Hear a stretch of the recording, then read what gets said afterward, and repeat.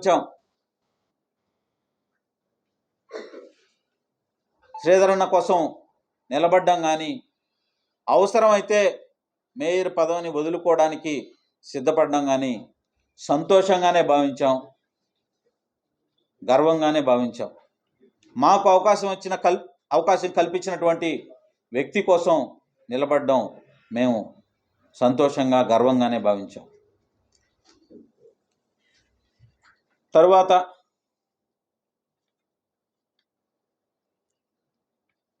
జరిగినటువంటి రాజకీయ పరిస్థితులు అందరికీ కూడా తెలుసు. ఈ సందర్భంగా మేము వచ్చిన తర్వాత ఈరోజు కూడా శ్రీధరన్నతో ఎప్పుడు కూడా మాట్లాడలేదు. ఈరోజు ఈ సమావేశం విషయం కూడా వారికి మేము చెప్పలేదు. జరిగినటువంటి తప్పుని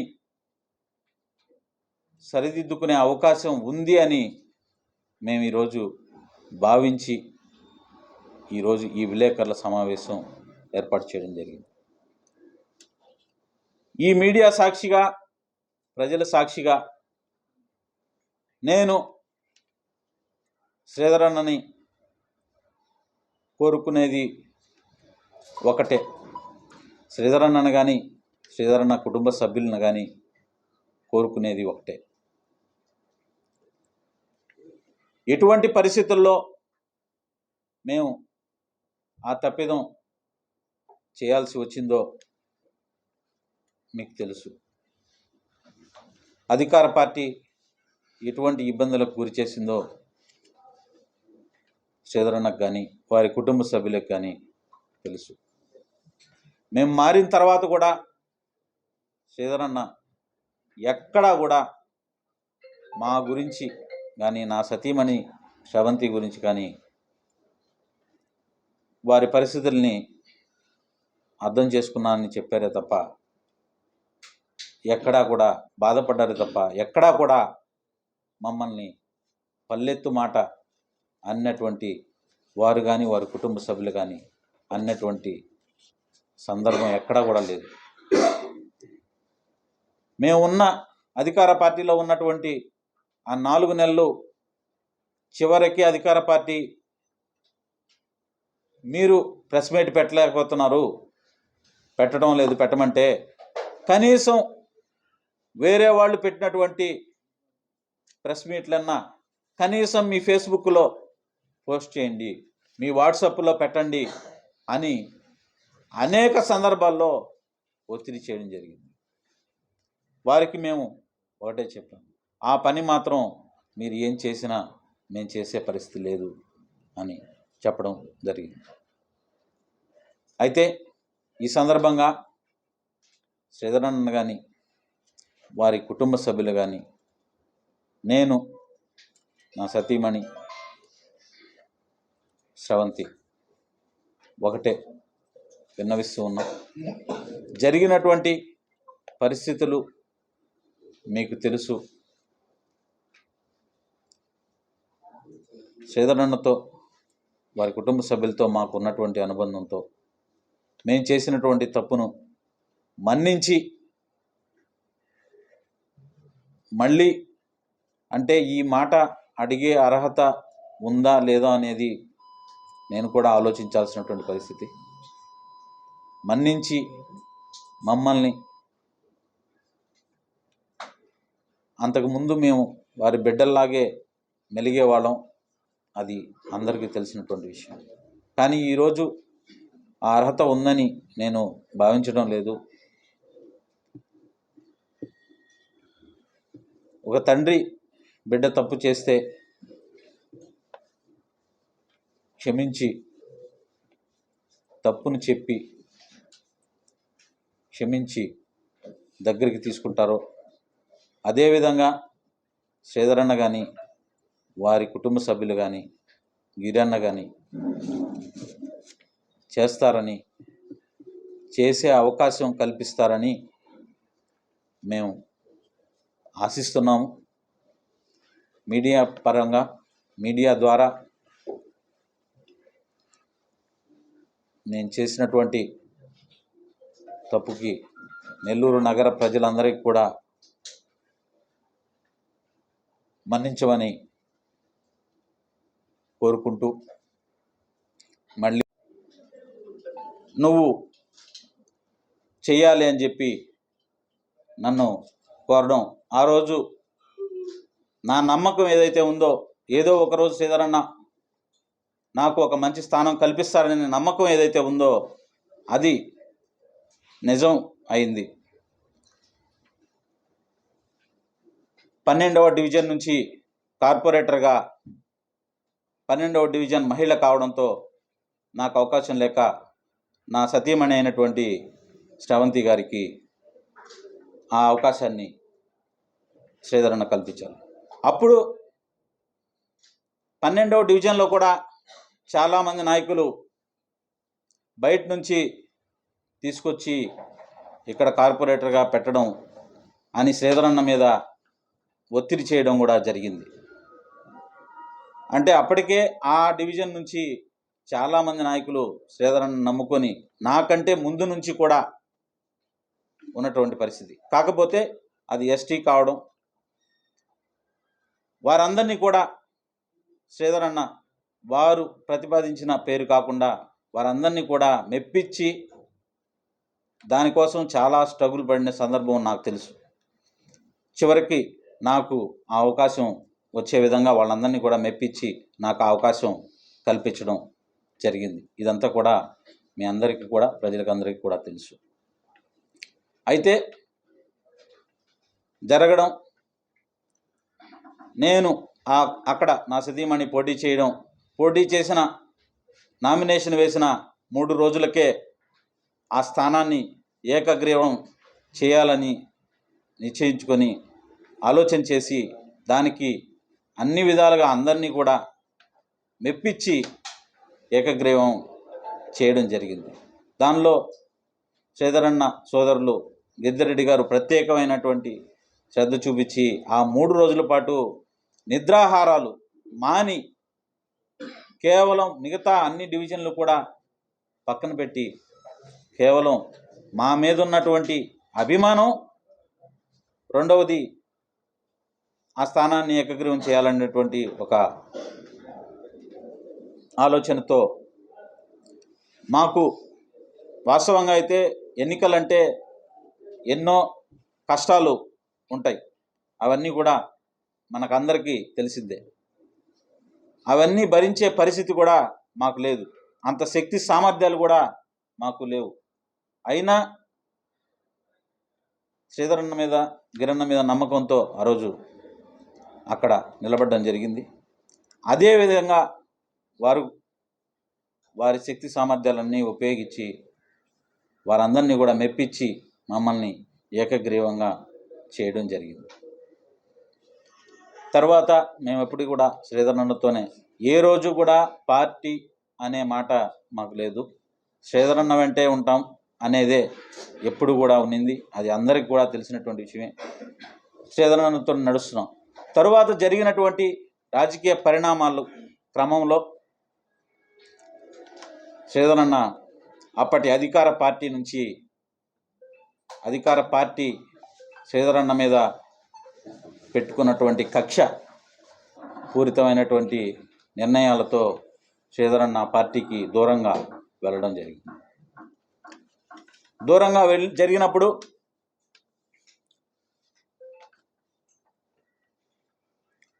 మమ్మల్ని కూడా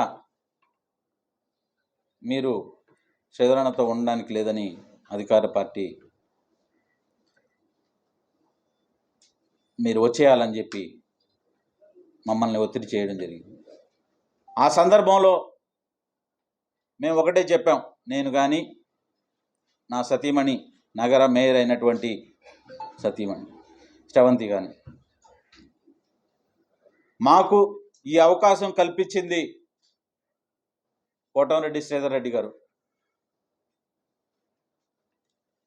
ఎంతోమంది డబ్బు సంచులతో తిరిగిన, సిఫారసులు చేసిన ఏ ఒక్కటి కూడా పట్టించుకోకుండా, కనీసం ఆలోచన కూడా చేయకుండా వారి గురించి మాకు అవకాశం కల్పించారు. మేము శ్రీధరన్నతోనే నడుస్తామని చెప్పి గంటాపదంగా ఆ రోజు ఎటువంటి ఆలోచన లేకుండా మేము చెప్పినటువంటి విషయం అందరికీ, నెల్లూరు నగర ప్రజలందరికీ కూడా తెలిసిందే. అయితే ఆ రోజు మేము చెప్పిన తర్వాత మాకు కోట్ల రూపాయలు డబ్బులు ఇస్తాం, ఫ్లాట్లు ఇస్తాం అని చెప్పి అధికార పార్టీ ఏ విధంగా ప్రలోభ పెట్టిందో అందరికీ తెలిసినటువంటి విషయం. అయినప్పటికీ కూడా ఎటువంటి ప్రలోభాలకు కానీ లొంగకుండా మేము శ్రీధరన్న వెంటే నిలబడడం జరిగింది. వీళ్ళని ఏ విధంగా ఇబ్బంది పెట్టాలో ఇదే ఛాంబర్లో వచ్చి కూర్చొని మీరు 10 రోజుల్లో 10 రోజుల్లో మీరు వైఎస్ఆర్ కాంగ్రెస్ పార్టీలో చేరకపోతే శ్రీధర్ రెడ్డి గారిని వదిలి మీరు రాకపోతే మీ పదవి 10 రోజుల్లో పోతుంది, మీరు అనేక ఇబ్బందులు ఎదుర్కోవాల్సి వస్తుంది, ఆ చర్యలు చాలా దుర్మార్గంగా ఉంటాయి, ఈ ప్రభుత్వం గురించి మీకు తెలుసు కదా అని ఇదే ఛాంబర్లో మాకు చెప్పడం జరిగింది. అప్పుడు మేము ఒకటే చెప్పాం, ఎటువంటి పరిస్థితులనైనా ఎదుర్కోవడానికి మేము సిద్ధంగా ఉన్నాం. మాకు ఈ అవకాశం, ఈ స్థానం కల్పించింది మా ఆరాధ్య నాయకుడు కోటంరెడ్డి శ్రీధర్ రెడ్డి గారు. వారి వెంటే మేము నడుస్తాం. వారితో మాకు కేవలం రాజకీయ అనుబంధం మాత్రమే కాదు, 15 సంవత్సరాలుగా నాకు వారితో కానీ వారి కుటుంబంతో కానీ ఉన్నటువంటి, వారు మమ్మల్ని చూసుకున్నటువంటి పరిస్థితితో ఆ రోజు మీరేం చేసినా, మీరు మా పదవి తీసేయండి అని చెప్పడం జరిగింది.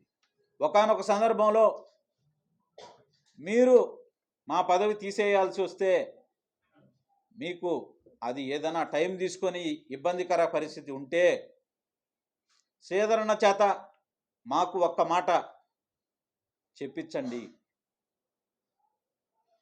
మేయర్ పదవికి శ్రీధరన్న మీరు రాజీనామా చేయండి అని చెప్పిన మరుక్షణం మీకు రాజీనామా చేస్తానని వారికి, మమ్మల్ని బెదిరించినటువంటి వారికి చెప్పడం కూడా జరిగింది. తరువాత అలాంటి సందర్భాలు ఎన్నో జరిగాయి. 1 కాదు 2 కాదు. కౌన్సిల్ సమావేశంలో మేయర్ గారిని అవమానించాలి, కేవలం ఉద్దేశపూర్వకంగా ఎన్ని జరిగాయో దానికి మా పత్రికా విలేకరులు, ప్రజలే ప్రత్యక్ష సాక్షులు. అయినప్పటికీ కూడా మేము ఎక్కడా కూడా వెనుకడుగేలా, అది ఇంకా ప్రతిరోజు కూడా మితిమీరినటువంటి పరిస్థితి. తరువాత జరిగిన పరిణామాలు చాలామందికి తెలియదు. ఎన్నో ఒత్తిళ్ళు, ప్రతిరోజు కూడా ఒత్తిళ్ళు, ఫోన్లు. అటువంటి పరిస్థితుల్లో దాదాపు 7-8 నెలలు కూడా శ్రీధరన్నతోనే మేము ప్రయాణం చేయడం జరిగింది. అన్ని కష్టాలు కూడా భరించాం. ఆ సందర్భంలో శ్రీధరన్న కానీ వారి కుటుంబ సభ్యులు కూడా మమ్మల్ని ప్రతిరోజు కంటికి రెప్పలాగా కాపాడుకున్నటువంటి పరిస్థితి. కానీ ఆ పరిస్థితి పూర్తిగా చేయి దాటిపోయిన పరిస్థితి. మేము శక్తికి మించి, మా శక్తికి మించి భరించలేని విధంగా అధికార పార్టీ ఆ రోజు మా మీద ఒత్తిళ్లు తీసుకొని రావడం జరిగింది. అటువంటి సందర్భంలో ఇంకా తప్పక మేము శ్రీధరన్నను వదిలి వెళ్ళాల్సినటువంటి ఒక దురదృష్టకరమైనటువంటి పరిస్థితి ఏర్పడింది. అయితే ఇంకా తప్పలేదు అని మేము మారేటువంటి క్రమంలో అప్పటి రూరల్ నియోజకవర్గ ఇన్ఛార్జిగా ఉన్నటువంటి ఆదాల ప్రభాకర్ రెడ్డి గారిని వారు అప్పటికే అనేక సందర్భాల్లో మాకు ఫోన్ చేసి, అనేక సందర్భాల్లో అధికార పార్టీ నాయకులు ఫోన్ చేసి మమ్మల్ని ఒత్తిడి చేసినటువంటి సందర్భాలు. సరే, ఎట్టకేలకు భరించలేనటువంటి పరిస్థితుల్లో ఆ పార్టీలో చేరాలని నిర్ణయించుకున్నాం. శ్రీధరన్నను వదిలి ఆదాల ప్రభాకర్ రెడ్డి గారి ద్వారా అక్కడ ఆదాల ప్రభాకర్ రెడ్డి గారు, మేము అప్పుడు ఆలోచన చేసింది కూడా, ఆదాల ప్రభాకర్ రెడ్డి గారు ఒక పెద్ద మనిషి అనే పేరుంది, మమ్మల్ని శ్రీధరన్న ఏ విధంగా ఆదరించాడో అదేవిధంగా ఆదరిస్తాడు అనేటువంటి ఆలోచన కూడా చేశాం, వెళ్ళడం జరిగింది. అయితే మేము అక్కడికి వెళ్ళినటువంటి అతి కొద్ది రోజులకే ఆదాల ప్రభాకర్ రెడ్డి గారుకి ఉన్నటువంటి పెద్ద మనిషి అనే పేరు వీళ్ళని ఏ విధంగా ఇబ్బంది పెట్టాలి, ఇదే ఛాంబర్లో వచ్చి కూర్చొని మీరు 10 రోజుల్లో 10 రోజుల్లో మీరు వైఎస్ఆర్ కాంగ్రెస్ పార్టీలో చేరకపోతే శ్రీధర్ రెడ్డి గారిని వదిలి మీరు రాకపోతే మీ పదవి 10 రోజుల్లో పోతుంది, మీరు అనేక ఇబ్బందులు ఎదుర్కోవాల్సి వస్తుంది, ఆ చర్యలు చాలా దుర్మార్గంగా ఉంటాయి, ఈ ప్రభుత్వం గురించి మీకు తెలుసు కదా అని ఇదే ఛాంబర్లో మాకు చెప్పడం జరిగింది. అప్పుడు మేము ఒకటే చెప్పాం, ఎటువంటి పరిస్థితులనైనా ఎదుర్కోవడానికి మేము సిద్ధంగా ఉన్నాం, మాకు ఈ అవకాశం ఈ స్థానం కల్పించింది మా ఆరాధ్య నాయకుడు కోటంరెడ్డి శ్రీధర్ రెడ్డి గారు, వారి వెంటే మేము నడుస్తాం, వారితో మాకు కేవలం రాజకీయ అనుబంధం మాత్రమే కాదు, 15 సంవత్సరాలుగా నాకు వారితో కానీ వారి కుటుంబంతో కానీ ఉన్నటువంటి, వారు మమ్మల్ని చూసుకున్నటువంటి పరిస్థితితో ఆ రోజు మీరు ఏం చేసినా, మీరు మా పదవి తీసేయండి అని చెప్పడం జరిగింది. ఒకానొక సందర్భంలో మీరు మా పదవి తీసేయాల్సి వస్తే మీకు అది ఏదైనా టైం తీసుకొని ఇబ్బందికర పరిస్థితి ఉంటే శ్రీధరన్న చేత మాకు ఒక్క మాట చెప్పించండి, మేయర్ పదవికి శ్రీధరన్న మీరు రాజీనామా చేయండి అని చెప్పిన మరుక్షణం మీకు రాజీనామా చేస్తానని వారికి, మమ్మల్ని బెదిరించినటువంటి వారికి చెప్పడం కూడా జరిగింది. తరువాత అలాంటి సందర్భాలు ఎన్నో జరిగాయి, 1 కాదు 2 కాదు. కౌన్సిల్ సమావేశంలో మేయర్ గారిని అవమానించాలి, కేవలం ఉద్దేశపూర్వకంగా ఎన్ని జరిగాయో దానికి మా పత్రికా విలేకరులు, ప్రజలే ప్రత్యక్ష సాక్షులు. అయినప్పటికీ కూడా మేము ఎక్కడా కూడా వెనుకడుగు ఇలా అది ఇంకా ప్రతిరోజు కూడా మితిమీరినటువంటి పరిస్థితి. తరువాత జరిగిన పరిణామాలు చాలామందికి తెలియదు. ఎన్నో ఒత్తిళ్ళు, ప్రతిరోజు కూడా ఒత్తిళ్ళు, ఫోన్లు. అటువంటి పరిస్థితుల్లో దాదాపు 7-8 నెలలు కూడా శ్రీధరన్నతోనే మేము ప్రయాణం చేయడం జరిగింది. అన్ని కష్టాలు కూడా భరించాం. ఆ సందర్భంలో శ్రీధరన్న కానీ వారి కుటుంబ సభ్యులు కూడా మమ్మల్ని ప్రతిరోజు కంటికి రెప్పలాగా కాపాడుకున్నటువంటి పరిస్థితి. కానీ ఆ పరిస్థితి పూర్తిగా చేయి దాటిపోయిన పరిస్థితి. మేము మా శక్తికి మించి భరించలేని విధంగా అధికార పార్టీ ఆ రోజు మా మీద ఒత్తిళ్లు తీసుకొని రావడం జరిగింది. అటువంటి సందర్భంలో ఇంకా తప్పక మేము శ్రీధరన్నను వదిలి వెళ్ళాల్సినటువంటి ఒక దురదృష్టకరమైనటువంటి పరిస్థితి ఏర్పడింది. అయితే ఇంకా తప్పలేదు అని మేము మారేటువంటి క్రమంలో అప్పటి రూరల్ నియోజకవర్గ ఇన్ఛార్జిగా ఉన్నటువంటి ఆదాల ప్రభాకర్ రెడ్డి గారిని, వారు అప్పటికే అనేక సందర్భాల్లో మాకు ఫోన్ చేసి, అనేక సందర్భాల్లో అధికార పార్టీ నాయకులు ఫోన్ చేసి మమ్మల్ని ఒత్తిడి చేసినటువంటి సందర్భాలు. సరే, ఎట్టకేలకు భరించలేనటువంటి పరిస్థితుల్లో ఆ పార్టీలో చేరాలని నిర్ణయించుకున్నాం.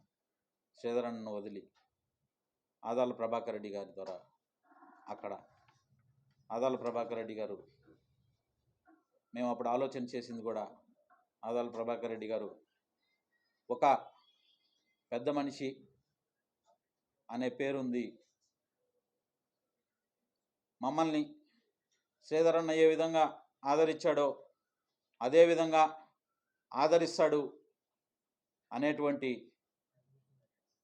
ఆలోచన కూడా చేశాం, వెళ్ళడం జరిగింది. అయితే మేము అక్కడికి వెళ్ళినటువంటి అతి కొద్ది రోజులకే ఆదాల ప్రభాకర్ రెడ్డి గారుకి ఉన్నటువంటి పెద్ద మనిషి అనే పేరు అని అర్థమైపోయింది. అక్కడికి వెళ్ళిన తర్వాత కనీసం 4 రోజులు కూడా మాకు గౌరవించినటువంటి పరిస్థితి లేదు. ఇంకా ఏది చేయలేనటువంటి పరిస్థితుల్లో అక్కడే కొనసాగడం జరిగింది.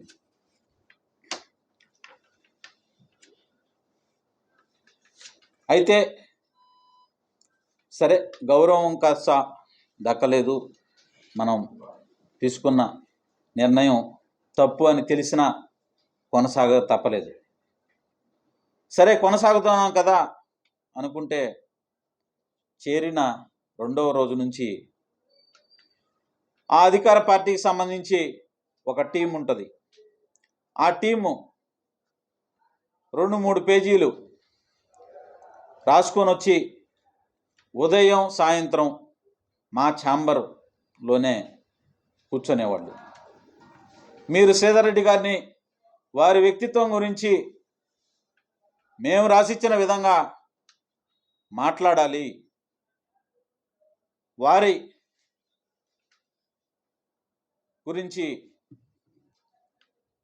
వారి వ్యక్తిత్వం గురించి అనరాని మాటలు, నిజంగా వారు నాకు ఇచ్చినటువంటి ఆ కాగితాలు చూస్తే చాలా బాధాకరమైనటువంటి విషయం. అవన్నీ కూడా మీరు ప్రెస్ మీట్ పెట్టి చెప్పాలి అని చెప్పి మా మీద దాదాపు నెల రోజుల పాటు ఆ టీం ముగ్గురు నలుగురు ఉదయం సాయంత్రం మేము ఆఫీస్కి వచ్చే పరిస్థితి కూడా లేకుండా ఇక్కడే కూర్చొని వారు మాకు ఆ విషయాలు మీరు ప్రెస్ మీట్ పెట్టి మాట్లాడతారా లేదా. అనేక మంది ఆ సందర్భంలో శ్రీధరన్న గురించి, శ్రీధరన్న వ్యక్తిత్వం గురించి కనీసం వారు ఎప్పటికీ కూడా జీవితంలో కార్పొరేటర్ అయ్యేటువంటి అర్హత, అవకాశం, స్థాయి లేనటువంటి వ్యక్తులు కూడా చాలామంది ఆ సందర్భాల్లో ఎటువంటి మాటలు మాట్లాడారో మీ అందరికీ కూడా తెలుసు. మాకు కూడా ప్రతిరోజు ఉదయం సాయంత్రం ఒత్తిడి, ఒకటే ఫోన్లు. అయితే మేము అక్కడ వరకు మా విశ్వాసాన్ని ఎక్కడా కూడా కోల్పోలేదు. మేము చేసింది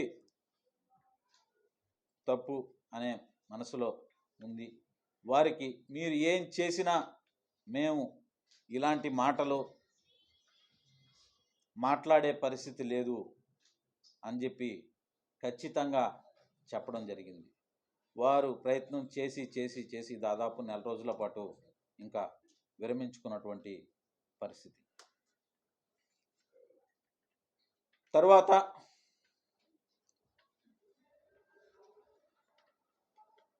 జరిగినటువంటి రాజకీయ పరిణామాలు అందరికీ కూడా తెలుసు. ఆ రోజు మేము శ్రీధరన్న వెంట నిలబడి శ్రీధరన్నతో ప్రయాణం చేసే అవకాశం కల్పిస్తారని భావిస్తూ ఈరోజు వైఎస్ఆర్ కాంగ్రెస్ పార్టీకి రాజీనామా చేయాలని ఒక నిర్ణయాన్ని తీసుకోవడం జరిగింది. ఈ విషయాన్ని మీడియా ద్వారా శ్రీధరన్నకి, వారి కుటుంబ సభ్యులకి తెలియజేస్తుంది. ఈ కన్న బిడ్డలాగా చూసుకున్నారు నన్ను, అవసరమైతే మేయర్ పదవి సైతం త్యాగం చేయడానికి మేము సిద్ధపడ్డామని చెప్పారు. అయితే ఆయన కష్టకాలంలో చివరి 4 నెలలు ఏదైతే నెల్లూరు రూరల్ ఎమ్మెల్యే కష్టకాలంలో నుంచి ఆ కష్టకాలంలో దగ్గర లేకుండా పోయినటువంటి మీరు దానికి ఏమని చెప్తారు అన్న? నేను దీనికి ఆల్రెడీ సమాధానం చెప్పడం జరిగింది. మాట్లాడతారా? ఒక్క నిమిషం, అది అన్న అడిగి చెప్పేస్తాను. మీరు అడిగినటువంటి ప్రశ్నకి ఇదివరకే నేను సమాధానం చెప్పడం జరిగింది. జరిగినటువంటి పరిణామాలు శ్రీధరన్నకు కూడా తెలుసు. అప్పటికే మీరు కూడా కౌన్సిల్ సమావేశంలో జరిగినటువంటి రోజు ఏ కారణం లేకుండా మమ్మల్ని ఏ విధంగా అవమానించారో, ఇబ్బంది పెట్టారో మీరు కూడా ప్రత్యక్షంగా చూశారు. ఏ విధంగా కేసులు పెట్టారో నా మీద చూశారు. జరిగినటువంటి పరిణామాలు మీ ఛానల్లో కూడా ప్రసారం అయ్యాయి. మేము కూడా అప్పుడు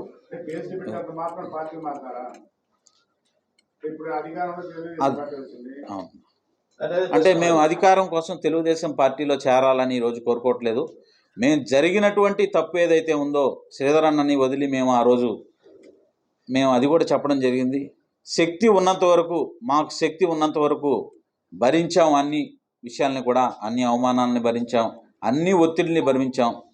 ఒకటైతే అర్థం చేసుకోమని అడుగుతున్నా, నా ఆర్థిక స్థాయి, నా శక్తి సామర్థ్యాలు ఏందని కూడా ఇక్కడ నాకు ఉన్నటువంటి పత్రికా విలేకరులు చాలామంది నాకు సోదరులతో సమానం. వారితో నేను అదేవిధంగా మెలుగున్నా. వారందరికీ కూడా నా శక్తి సామర్థ్యాలు కానీ, నా ఆర్థిక పరిస్థితి కానీ అందరికి కూడా తెలుసు.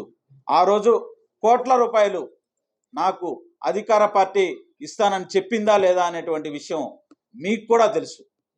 నేను కోట్ల రూపాయలని వదులుకునేటువంటి అంత కోటీశ్వరుని కాదు. కేవలం ఒక పేద కుటుంబానికి చెందినటువంటి వ్యక్తిని. కేవలం నాకున్నటువంటి ఆస్తి ఆ రోజు సుదీర్ఘకాలం దాదాపు 13-14 సంవత్సరాలు శ్రీధరన్నతో ప్రయాణం చేశాననేటువంటి ఆస్తి తప్ప నాకు కోట్ల రూపాయలు వదులుకునేటువంటి అంత స్తోమత అయితే నాకు లేదు. ఆ విషయం మీకు అందరికి కూడా తెలుసు. కోట్ల రూపాయలు మాత్రమే కాదు, ఫ్లాట్లు, కార్లు, ఏది కావాలంటే నువ్వు చెప్పు, క్షణాల్లో నీకు నీ ముందుంటాయి అని చెప్పినటువంటి సందర్భం నేను చెప్పడం కాదు. ఆ రోజు జరిగినటువంటి పరిణామాలు ప్రతి ఒక్కరికి కూడా, నెల్లూరు నగర ప్రజల దగ్గర నుంచి, సామాన్యుల దగ్గర నుంచి, పత్రికా విలేకరుల దగ్గర నుంచి ప్రతి ఒక్కరికి కూడా తెలుసు. కానీ దాదాపు 7-8 నెలల పాటు నేను ఎక్కడా కూడా తప్పుడు అడుగు వేసింది లేదు. నా శక్తి ఉన్నంత వరకు భరించా. నా శక్తికి మించి జరిగినటువంటి సందర్భంలో మాత్రమే నా సతీమణి ఆ పార్టీలోకి వెళ్ళినప్పుడు కూడా ఎక్కడా కూడా వారిని మాకు ఇది చేయమని అడిగిన సందర్భం లేదు. ఆ విషయం మీకు నేను చెప్పాల్సిన అవసరం లేదని నేను భావిస్తున్నా. కేవలం అన్నా ఇదే చెప్పేసారు